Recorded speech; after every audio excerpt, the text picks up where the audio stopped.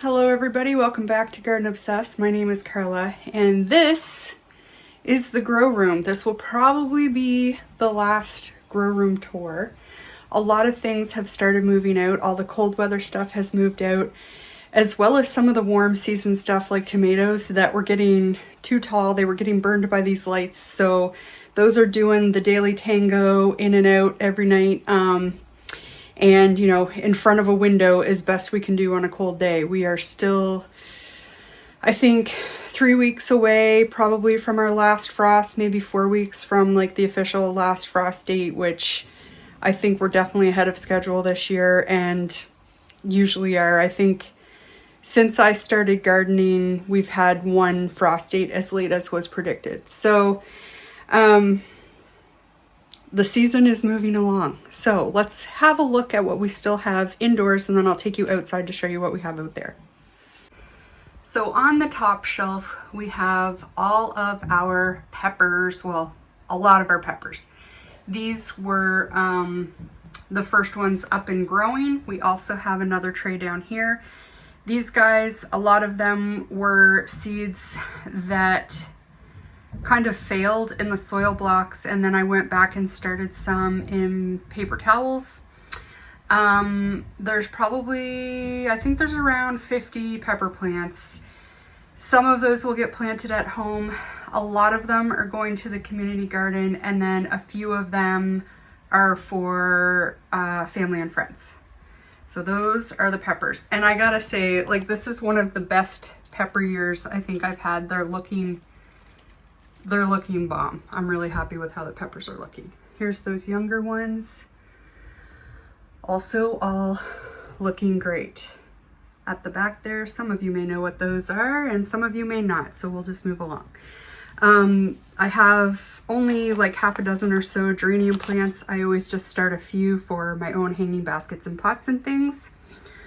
Over here, the cucamelons are growing like gangbusters here, and these were not planted that long ago. Like, they are growing way quicker. I need to make a note. These can't be planted out for probably another 4 weeks, so I need to make a note next year to start them much later than I did this year. We've also got some marigolds. I have some taller varieties that are outdoors. They were having the same issue as the tomatoes. These are some bush variety nasturtiums. And in the back there, we have some loofahs coming. If we move down and look between the cucamelons here, this is mostly, I mean, I do have a little bit of alyssum there, but the rest of it is ground cherries, some eggplant, some pineapple tomatillos. Over in this tray at the back there, we have, I think this is my third succession of lettuce. I need to get another one going. And then we have some cut flowers. So there's some things that I've grown before, some things that I have never grown before. There's sweet alyssum, quaking grass, honeywort, tweedia, gomphrena, ageratum, blue salvia, baptisia, and a whole bunch of statice and some scabiosa. Then we have, I think I just seeded these maybe about a week ago. These are most of our squash and pumpkins and zucchini and things like that. Over here at the back, we have our peanuts, which I'm super excited for. I tried growing peanuts last year for the first time and we had some success, but these are all growing from seed that I saved last year, and it was much more like I had 100% germination. Last year when I tried to grow them, out of 2 packages of seeds, I only got 4 plants. So I'm super excited to see how many peanuts we can get this year. We'll be growing those at the community garden. These are my tall climbing nasturtiums. And then the rest of this is various varieties of basil. So moving down, this was the most recently seeded stuff. Underneath here, I'm waiting for phlox to germinate. They like to germinate in the dark. We also have the cucumbers that we're growing this year and some more cut flowers, mostly Mostly cosmos at the back, some asters, celosia, euphorbia, and mignonette, which I've never grown before. So I'm super excited for that. Then over here, this one, they're all kind of still germinating. This is all zinnias and amaranth. And guys, that is everything. Like, I've turned off the germination station at the bottom there. That is everything that we have left down in the grow room. There are some things upstairs that I will also show you. So here are our tomatoes. I think I have 3 trays. There are heirlooms, there are dwarfs, there are micro dwarfs. There's some of the tall marigolds that I talked about. They are looking really good. Here you can see how the lights burned the leaves when they were in the basement.